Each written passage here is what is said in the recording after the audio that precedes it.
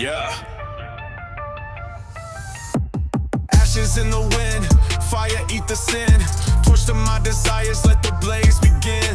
Old ways, old flesh, gotta toss it to the pyre. Burn the dead weight, climb higher and higher. Burn it all, leave it outside the gate. Heat the trash. Welcome to day 2 of our Bible reading. We'll be reading Genesis chapter 17 through Genesis 28, verses 1 through 19. Excuse my voice. When Abraham was 99 years old, the Lord appeared to him and said, I am God Almighty.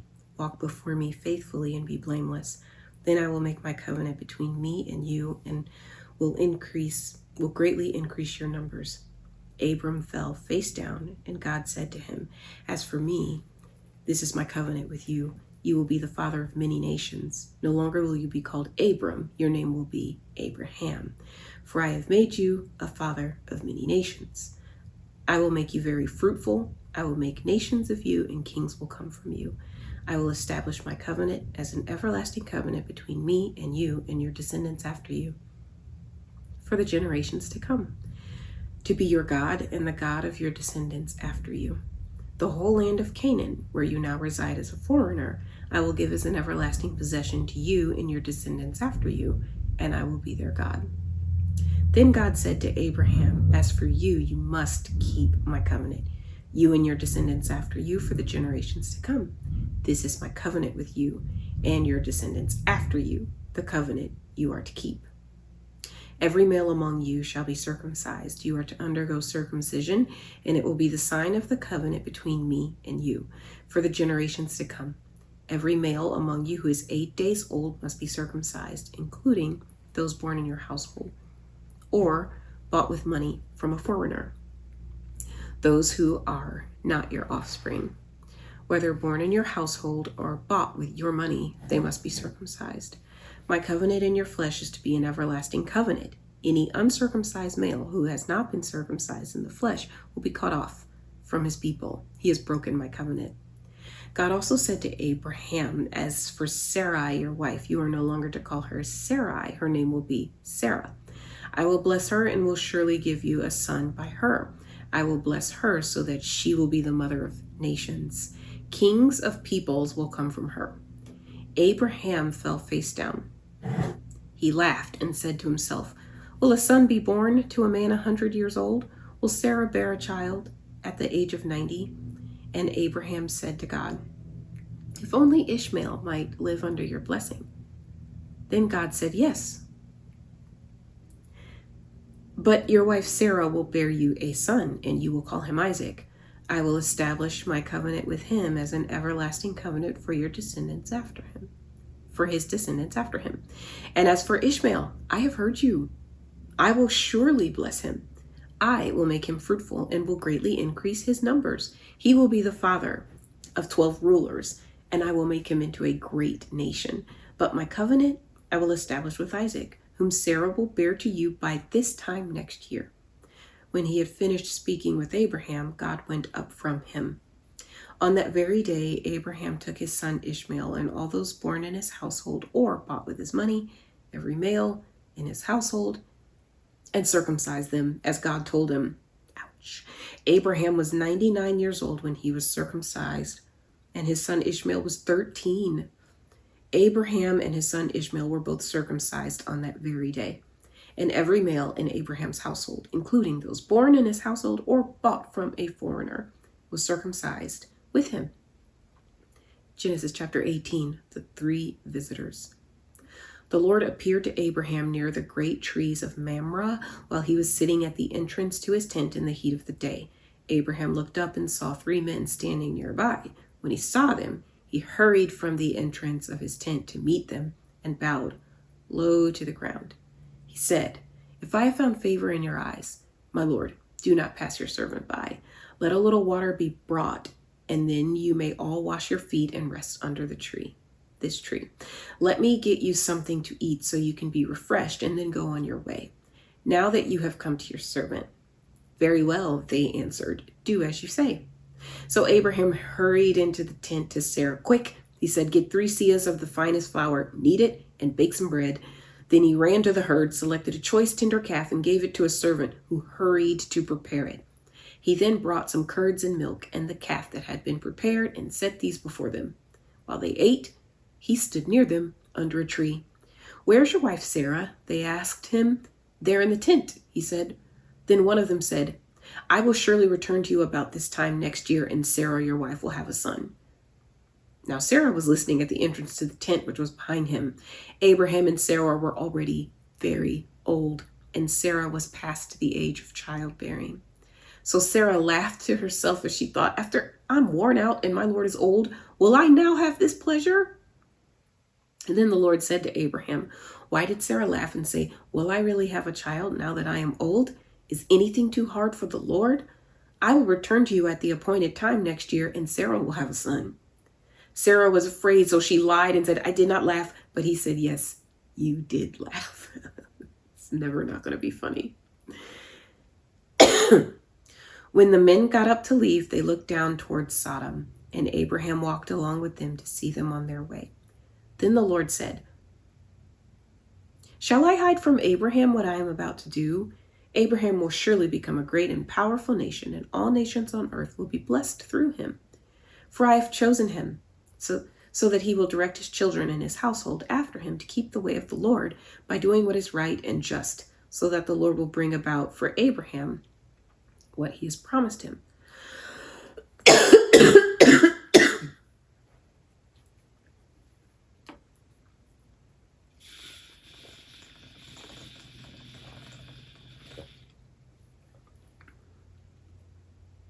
Then the Lord said, the outcry against Sodom and Gomorrah is so great, and their sin so grievous, that I will go down and see if what they have done is as bad as the outcry that has reached me. If not, I will know. The men turned away and went towards Sodom, but Abraham remained standing before the Lord. Then Abraham approached him and said, will you sweep away the righteous with the wicked? What if there are 50 righteous people in the city? Will you really sweep it away and not spare the place for the sake of the 50 righteous people in it?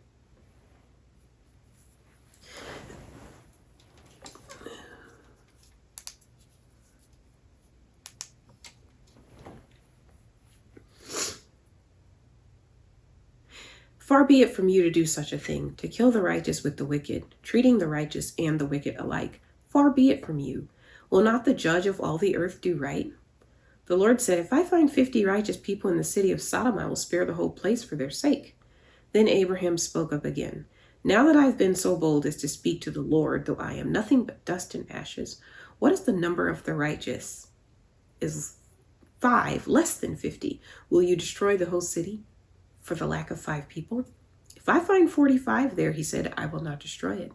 Once again he spoke to him. What if only 40 are found there? He said, for the sake of 40, I will not do it. Then he said, may the Lord not be angry, but let me speak. What if only 30 can be found there? He answered, I will not do it if I find 30 there.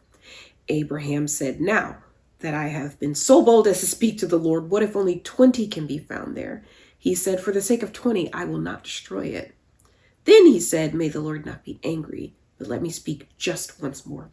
What if only 10 can be found there? He answered, for the sake of 10, I will not destroy it. When the Lord had finished speaking with Abraham, he left, and Abraham returned home. Genesis chapter 19. The 2 angels arrived at Sodom in the evening, and Lot was sitting in the gateway of the city. When he saw them, he got up to meet them and bowed down with his face to the ground. My lords, he said, please turn aside to your servant's house. You can wash your feet and spend the night and then go on your way early in the morning. No, they answered, we will spend the night in the square. But he insisted so strongly that they did go with him and entered his house. He prepared a meal for them, baking bread without yeast, and they ate. Before they had gone to bed, all the men from every part of the city of Sodom, both young and old, surrounded the house. They called to Lot, where are the men who came to you tonight? Bring them out to us so that we can have sex with them. Lot went outside to meet them and shut the door behind him and said, no, My friends, don't do this wicked thing. Look, I have 2 daughters who have never slept with a man. Let me bring them out to you, and you can do what you like with them. But don't do anything to these men, for they have come under the protection of my roof." "Get out of our way," they replied. "This fellow came here as a foreigner. Now he wants to play the judge. We'll treat you worse than them." They kept bringing pressure on Lot and moved forward to break the door down. But the men inside reached out, pulled Lot back into the house, and shut the door. Then they struck the men who were at the door of the house, young and old, with blindness, so that they could not find the door. The 2 men said to Lot, "Do you have anyone else here? Sons-in-law, sons or daughters, anyone else in the city who belongs to you? Get them out of here, because we're going to destroy this place. The outcry to the Lord against its people is so great that he has sent us to destroy it." So Lot went out and spoke to his sons-in-law who were pledged to marry his daughters. He said, "Hurry, get out of this place, because the Lord is about to destroy the city." But his sons-in-law thought he was joking. With the coming of dawn, the angels urged Lot, saying, "Hurry, take your wife, your 2 daughters who are here, or you will be swept away when the city is punished." When he hesitated, the men grasped his hand and the hands of his wife and his 2 daughters and led them safely out of the city. For the Lord was merciful to them. As soon as they had brought them out, one of them said, "Flee for your lives. Don't look back and don't stop anywhere in the plain. Flee to the mountains or you'll be swept away." But Lot said to them, "No, my lords, please, your servant has found favor in your eyes, and you've shown great kindness to me in sparing my life. But I can't flee to the mountains. This disaster will overtake me and I'll die. Look, here's a town near enough to run to, and it's small. Let me flee to it. It's very small, isn't it? Then my life will be spared." He said to him, "Very well. I will grant this request too. I will not overthrow the town you speak of, but flee there quickly, because I cannot do anything until you reach it." That is why the town was called Zoar. By the time Lot reached Zoar, the sun had risen over the land. Then the Lord rained down burning sulfur on Sodom and Gomorrah from the Lord out of the heavens. Thus he overthrew those cities and the entire plain, destroying all those living in the cities, and also the vegetation in the land. But Lot's wife looked back, and she became a pillar of salt. Early the next morning, Abraham got up and returned to the place where he had stood before the Lord. He looked down toward Sodom and Gomorrah, toward all the land of the plain, and he saw dense smoke rising from the land, like smoke from a furnace. So when God destroyed the cities of the plain, he remembered Abraham, and he brought Lot out of the catastrophe that overthrew the cities where Lot had lived. Lot and his 2 daughters left Zoar and settled in the mountains, for he was afraid to stay in Zoar. He and his 2 daughters lived in a cave. One day, the older daughter said to the younger, "Our father is old, and there is no man around here to give us children, as is the custom over all the earth. Let's get our father to drink wine and then sleep with him and preserve our family line through our father." That night, they got their father to drink wine, and the older daughter went in and slept with him. He was not aware of it when she lay down or when she got up. The next day, the older daughter said to the younger, "Last night I slept with my father. Let's get him to drink wine again tonight, and you go in and sleep with him so we can preserve our family line through our father." So they got their father to drink wine that night also, and the younger daughter went in and slept with him. Again, he was not aware of it when she lay down or when she got up. So both of Lot's daughters became pregnant by their father. The older daughter had a son, and she named him Moab. He is the father of the Moabites to this day. The younger daughter also had a son, and she named him Ben-Ami. He is the father of the Ammonites of today. Genesis chapter 20. Abraham and Abimelech. Now, Abraham moved on from there into the region of the Negev and lived near Kadesh and Shur. For a while he stayed in Gerar, and there Abraham said to his wife Sarah, "She's my sister." Then Abimelech, king of Gerar, sent Sarah and took her. But God came to Abimelech in a dream one night and said to him, "You're as good as dead because of the woman you have taken. She is a married woman." Now Abimelech had not gone near her, so he said, "Lord, will you destroy an innocent nation? Did he not say to me, 'She's my sister'? And didn't she say, 'He's my brother'? I've done this with a clear conscience and clean hands." Then God said to him in the dream, "Yes, I know you did this with a clear conscience, and so I've kept you from sinning against me. That is why I didn't let you touch her. Now return the man's wife, for he is a prophet, and he will pray for you and you will live. But if you do not return her, you may be sure that you and all who belong to you will die." Early the next morning, Abimelech summoned all his officials, and when he told them all that had happened, they were very much afraid. Then Abimelech called Abraham in and said, "What have you done to us? How have I wronged you that you brought such great guilt upon me and my kingdom? You've done things to me that should never be done." And Abimelech asked Abraham, "What is your reason for doing this?" Abraham replied, "I said to myself, there is surely no fear of God in this place, and they will kill me because of my wife. Besides, she really is my sister, the daughter of my father, though not of my mother. And she became my wife. So when God had me wander from my father's household, I said to her, 'This is how you can show your love to me. Everywhere we go, say of me, he is my brother.' Then Abimelech brought sheep, cattle, male and female slaves, and gave them to Abraham. And he returned Sarah his wife to him. And Abimelech said, 'My land is before you. Live wherever you like.' To Sarah, he said, 'I'm giving your brother 1,000 shekels of silver. This is to cover the offense against you. Before all who are with you, you are completely vindicated.' Then Abraham prayed to God, and God healed Abimelech, his wife, and his female slaves, so they could have children again. For the Lord had kept all the women in Abimelech's household from conceiving because of Abraham's wife, Sarah." Genesis chapter 21. Now the Lord was gracious to Sarah as he had said, and the Lord did for Sarah what he had promised. Sarah became pregnant and bore a son to Abraham in his old age, at the very time God had promised him. Abraham gave the name Isaac to the son Sarah bore him. When his son Isaac was 8 days old, Abraham circumcised him as God commanded him. Abraham was 100 years old when his son Isaac was born to him. Sarah said, "God has brought me laughter, and everyone who hears about this will laugh with me." And she added, "Who would have said to Abraham that Sarah would nurse children? Yet I have borne him a son in his old age." The child grew and was weaned, and on the day Isaac was weaned, Abraham held a great feast. But Sarah saw that the son whom Hagar the Egyptian had borne to Abraham was mocking. And she said to Abraham, "Get rid of that slave woman and her son, for that woman's son will never share in the inheritance with my son Isaac." The matter distressed Abraham greatly because it concerned his son. But God said to him, "Do not be so distressed about the boy and your slave woman. Listen to whatever Sarah tells you, because it's through Isaac that your offspring will be reckoned. I will make the son of the slave into a nation also, because he is your offspring." Early the next morning, Abraham took some food and a skin of water and gave them to Hagar. He set them on her shoulders and then sent her off with the boy.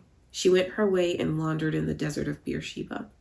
When the water in the skin was gone, she put the boy under one of the bushes. Then she went off and sat down about a bow shot away, for she thought, "I cannot watch the boy die." And as she sat there, she began to sob. God heard the boy crying, and the angel of the Lord called to Hagar from heaven and said to her, "What's the matter, Hagar? Do not be afraid. God has heard the boy crying as he lies there. Lift the boy up and take him by the hand, for I will make him a great nation."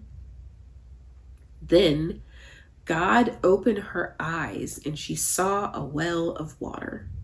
So she went and filled the skin with water and gave the boy a drink. God was with the boy as he grew up. He lived in the desert and became an archer. While he was living in the desert of Paran, his mother got a wife for him from Egypt. At that time, Abimelech and Phicol, the commander of his forces, said to Abraham, "God is with you in everything you do. Now, swear to me here before God that you will not deal falsely with me or my children or my descendants. Show to me in the country where you now reside as a foreigner the same kindness I've shown to you." Abraham said, "I swear it."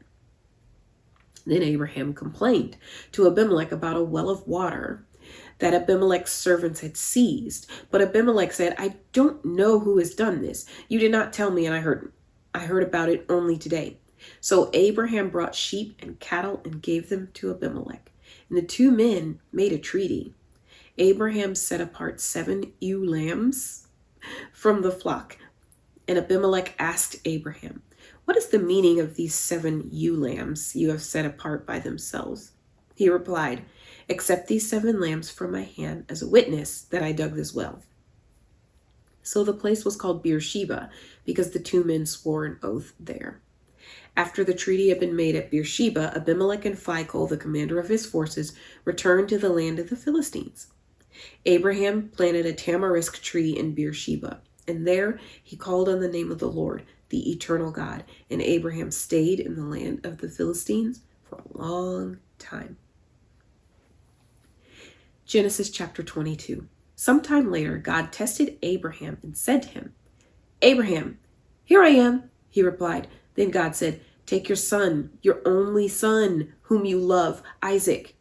Go to the region of Moriah. Sacrifice him there as a burnt offering on a mountain I will show you. Early the next morning, Abraham got up and loaded his donkey. He took with him 2 of his servants and his son Isaac. When he had cut enough wood for the burnt offering, he set out for the place God had told him about. On the 3rd day, Abraham looked up and saw the place in the distance. He said to his servants, stay here with the donkey while I and the boy go over there. We will worship, and then we will come back to you. Abraham took the wood for the burnt offering and placed it on his son Isaac. Then he himself carried the fire and the knife. As the 2 of them went on together, Isaac spoke up and said to his father Abraham, Father? Yes, my son, Abraham replied. The fire and the wood are here, Isaac said, but where's the lamb for the burnt offering? Abraham answered, God himself will provide the lamb for the burnt offering, my son. And the 2 of them went on together. And they reached the place God had told him about. Abraham built an altar there and arranged the wood on it. He bound his son Isaac and laid him on the altar on top of the wood. Then he reached out his hand and took the knife to slay his son. But the angel of the Lord called out to him from heaven, Abraham, Abraham. Here I am, he replied. Do not lay a hand on the boy, he said. Do not do anything to him. Now I know that you fear God because you have not withheld from me your son, your only son. Abraham looked up, and there in a thicket he saw a ram caught by its horns. He went over and took the ram and sacrificed it as a burnt offering instead of his son. So Abraham called the place the Lord will provide, and to this day it is said, on the mountain of the Lord it will be provided.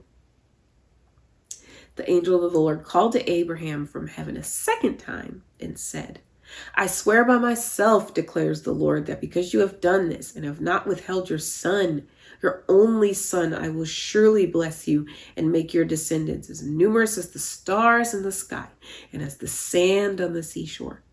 Your descendants will take possession of the cities of their enemies, and through your offspring, all nations on earth will be blessed, because you have obeyed me. Then Abraham returned to his servants, and they set off together for Beersheba, and Abraham stayed in Beersheba. Now, sometime later, Abraham was told, Milcah is also a mother. She has borne sons to your brother Nahor. Uz, the firstborn, Buz, his brother, Kemuel, the father of Aram, Kesed, Hazo, Pildash, Jidlaph, and Bethuel. Bethuel became the father of Rebekah. Milcah bore these 8 sons to Abraham's brother Nahor. His concubine, whose name was Rumah, also had sons, Teba, Gaham, Tahash, and Makkah. Genesis chapter 23. Sarah lived to be 127 years old. She died at Kiriath Arba, that is Hebron, in the land of Canaan. And Abraham went to mourn for Sarah and to weep over her. Then Abraham rose from beside his dead wife and spoke to the Hittites. He said, I am a foreigner and a stranger among you. Sell me some property for a burial site here so I can bury my dead. The Hittites replied to Abraham, Sir, listen to us. You're a mighty prince among us. Bury your dead in the choicest of our tombs. None of us will refuse you his tomb for burying your dead." Then Abraham rose and bowed down before the people of the land, the Hittites. He said to them, "If you are willing to let me bury my dead, then listen to me and intercede with Ephron, son of Zohar, on my behalf. So he will sell me the cave of Machpelah, which belongs to him and is at the end of this field. Ask him to sell it to me for the full price as a burial site among you." Ephron the Hittite was sitting among his people and replied to Abraham in the hearing of all the Hittites who had come to the gate of this city. "No, my lord," he said, "listen to me. I give you the field and I give you the cave that is in it. I give it to you in the presence of my people. Bury your dead." Again, Abraham bowed down before the people of the land, and he said to Ephron in their hearing, "Listen to me, if you will. I will pay the price of the field. Accept it from me so I can bury my dead there." Ephron answered Abraham, "Listen to me, my lord. The land is worth 400 shekels of silver. What is that between you and me? Bury your dead." Abraham agreed to Ephron's terms and weighed out for him the price he had named in the hearing of the Hittites, 400 shekels of silver, according to the weight current among the merchants. So Ephron's field in Machpelah, near Mamre, near the field and the cave in it, and all the trees with the borders of the field were deeded to Abraham as his property in the presence of all the Hittites who had come to the gate of the city. Afterward, Abraham buried his wife Sarah in the cave in the field at Machpelah, near Mamre, which is at Hebron in the land of Canaan. So the field and the cave in it were deeded to Abraham by the Hittites as a burial site. Genesis chapter 24. Abraham was now very old, and the Lord had blessed him in every way. He said to the senior servant in his household, the one in charge of all that he had, "Put your hand under my thigh. I want you to swear by the Lord, the God of heaven and the God of earth, that you will not get a wife from my son from the daughters of the Canaanites, among whom I'm living, but will go to my country and my own relatives and get a wife for my son Isaac." The servant asked him, "What if the woman is unwilling to come back with me to this land? Shall I take your son back to the country you came from?" "Make sure that you do not take my son back there," Abraham said. "The Lord, the God of heaven, who brought me out of my father's household and my native land, and who spoke to me and promised me on oath, saying, 'To your offspring I will give this land,' he will send his angel before you so that you can get a wife for my son from there. If the woman is unwilling to come back with you, then you will be released from this oath of mine. Only do not take my son back there." So the servant put his hand under the thigh of his master Abraham and swore an oath to him concerning this matter. Then the servant left, taking with him 10 of his master's camels, loaded with all kinds of good things from his master. He set out for Aram Naharaim and made his way to the town of Nahor. He had the camels kneel down near the well outside the town. It was toward evening, the time women go out to draw water.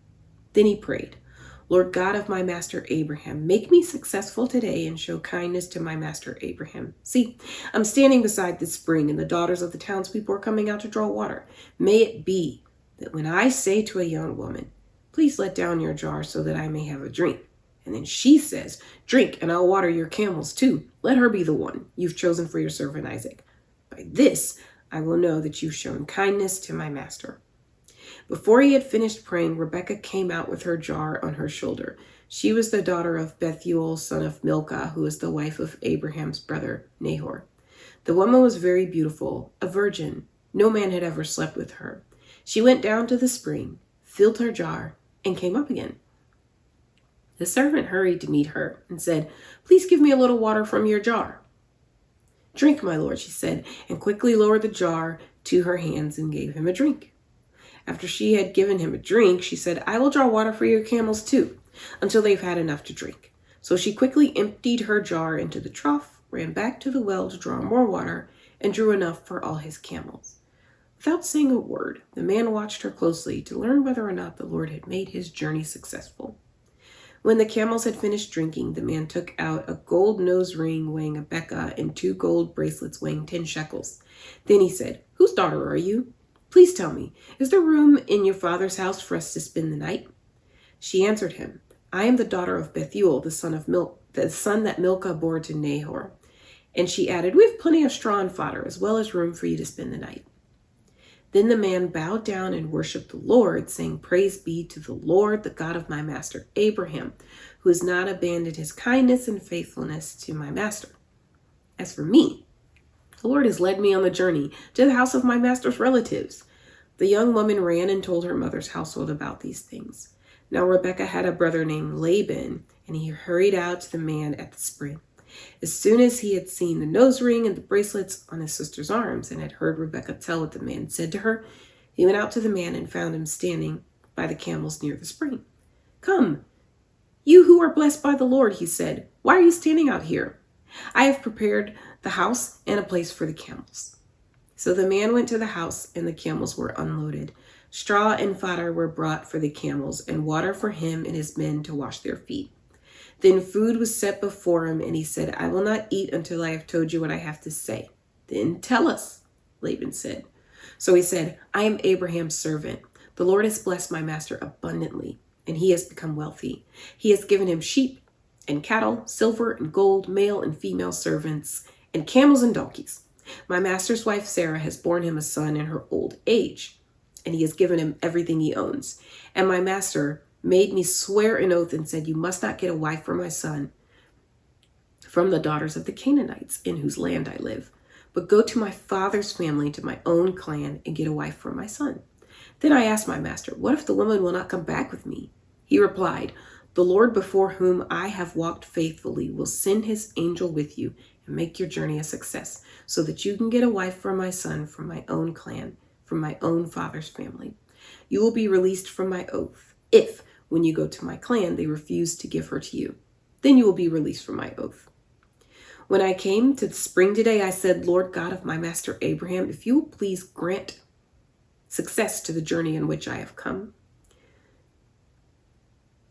See, I am standing beside the spring. If a young woman comes out to draw water, and I say to her, please let me drink a little water from your jar. And if she says to me, drink, and I will draw for your camels too, let her be the one the Lord has chosen for my master's son.'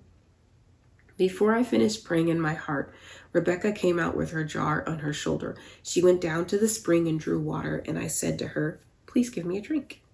She quickly lowered her jar from her shoulder and said, drink, and I will water your camels too.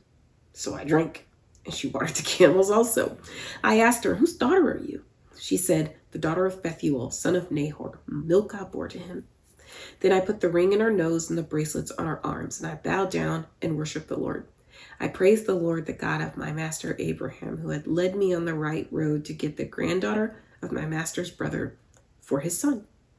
Now, if you will show kindness and faithfulness to my master, tell me, and if not, tell me, so I may know which way to turn. Laban and Bethuel answered, this is from the Lord. We can say nothing to you one way or the other. Here's Rebekah. Take her and go, and let her become the wife of your master's son, as the Lord has directed. When Abraham's servant heard what they said, he bowed down to the ground before the Lord. Then the servant brought out gold and silver jewelry and articles of clothing and gave them to Rebekah. He also gave costly gifts to her brother and to her mother. Then he and the men who were with him ate and drank and spent the night there. When he got up the next morning, he said, send me on my way to my master. But her brother and mother replied, let the young woman remain with us 10 days or so, then you may go. But he said to them, do not detain me. Now that the Lord has granted success to my journey, send me on my way so that I may go to my master. Then they said, let's call the young woman and ask her about it. So they called Rebekah and asked, will you go with this man? I will go, she said. So they sent their sister Rebekah on her way, along with her nurse and Abraham's servant and his men. And they blessed Rebekah and said to her, our sister, may you increase to thousands upon thousands. May your offspring possess the cities of their enemies. Then Rebekah and her attendants got ready and mounted the camels and went back with the man. So the servant took Rebekah and left. Now Isaac had come from Beer Lahai Roi, for he was living in the Negev. He went out to the field one evening to meditate, and as he looked up, he saw camels approaching. Rebekah also looked up and saw Isaac. She got down from her camel and asked the servant, who's the man in the field coming to meet us? He's my master, the servant answered. So she took her veil and covered herself. When the servant told Isaac all he had done, Then the servant told Isaac all he had done. Isaac brought her into the tent of his mother Sarah, and he married Rebekah. So she became his wife, and he loved her, and Isaac was comforted after his mother's death. Genesis chapter 25.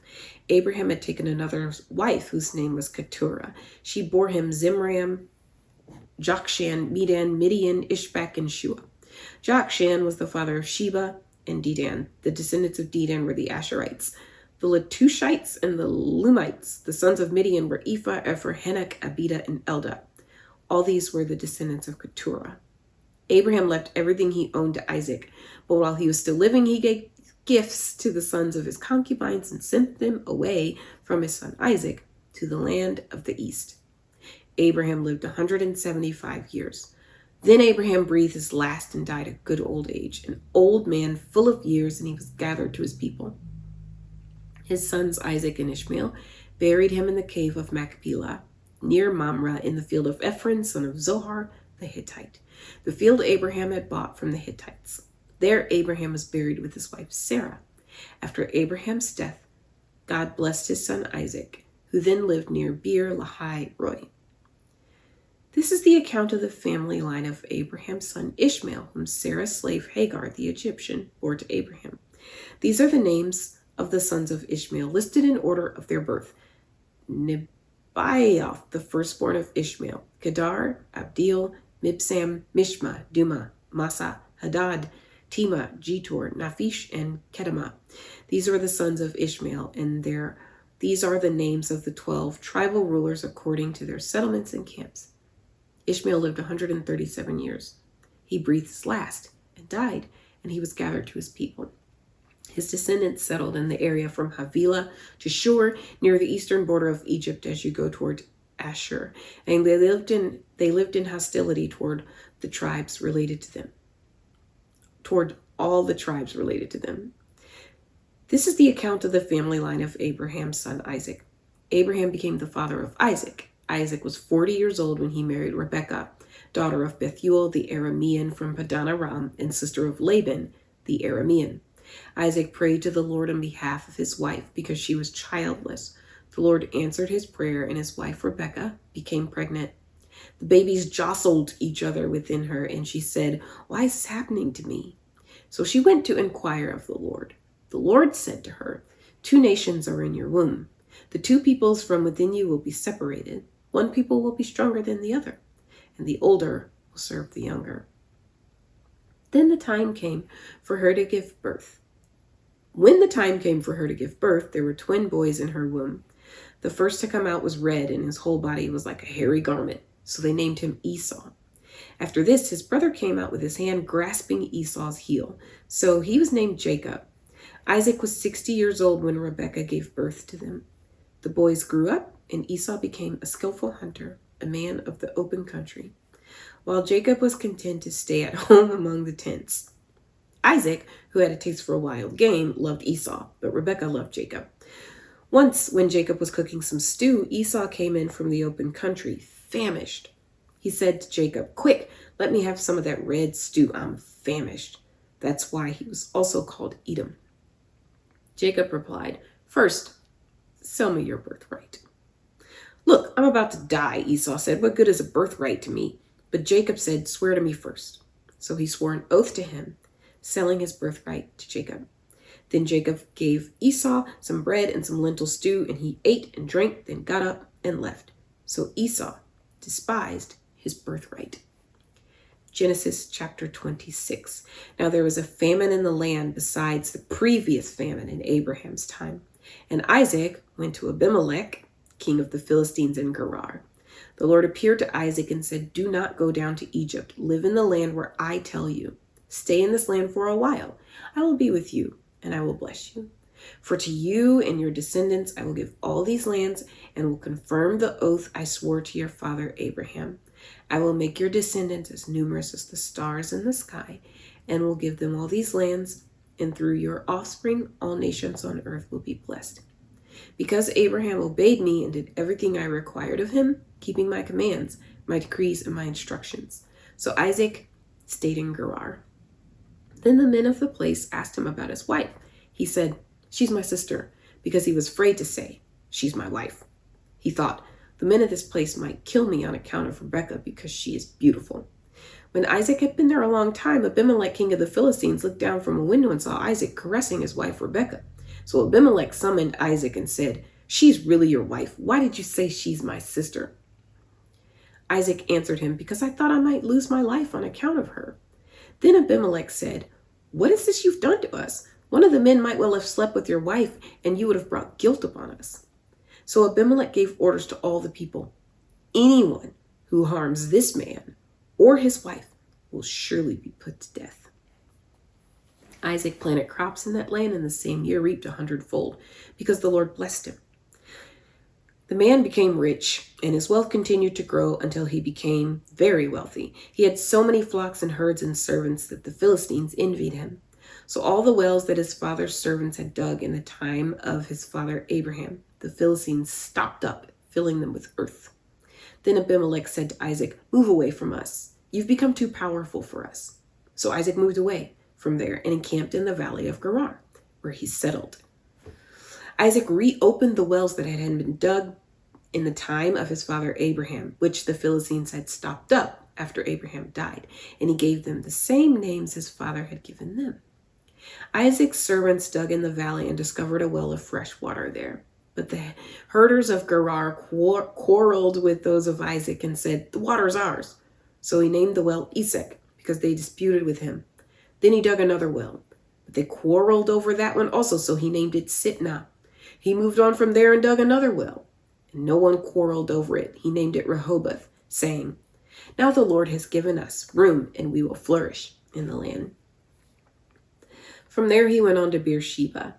That night the Lord appeared to him and said, "I am the God of your father Abraham. Do not be afraid, for I am with you. I will bless you and will increase the number of your descendants for the sake of my servant Abraham." Isaac built an altar there and called on the name of the Lord. Take a deep breath. We covered a lot of ground. Day 2. How are we feeling? Are we tired? Are you weary? Let's waste no time. This is a bunch of dysfunction, a bunch of dysfunctional families. But there's something that keeps sticking out to me, and that is the well of Beersheba, or the oath of seven, the well of seven, or the well of oaths. It keeps showing up over and over again, and it's a place of unity. It's a place of provision. It's almost like it's supernatural, like you can't really see it unless your eyes are open to see it. It's also kind of mysterious and like beckons you to meditative study, because it says Hagar's eyes were open and she saw the well. Later on in Genesis, I think it's 21, it says, "At that time, Abraham dug that well, and there was peace between him and the other people, the Canaanites in the land." But then, if you keep reading, it says Isaac did the same thing. It's so interesting. So that's what stuck out to me. Anytime someone lives in Beersheba or leaves Beersheba, it seems very significant.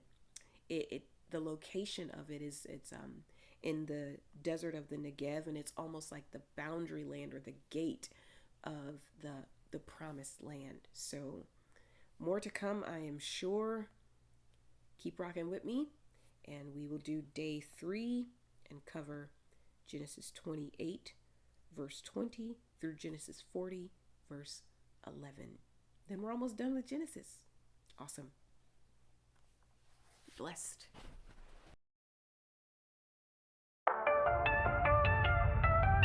Yeah.